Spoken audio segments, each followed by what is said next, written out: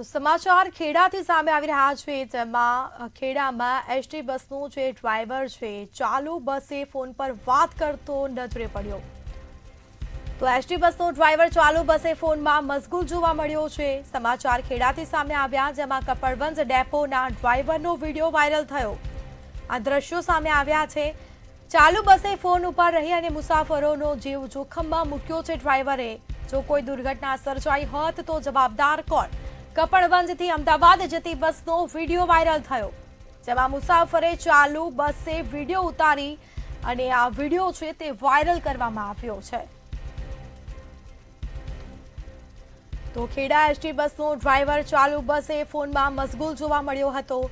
Kapadvanj ડેપોના ડ્રાઈવરનો video viral થયો છે। ચાલુ બસ ડ્રાઈવર ફોન મંત્રી રહ્યો છે, જેમાં ચાલુ બસે ફોન પર રહીને મુસાફરોનો જીવ જોખમમાં મૂક્યો છે। જો કોઈ દુર્ઘટના સર્જાઈ હોત તો જવાબદાર કોણ?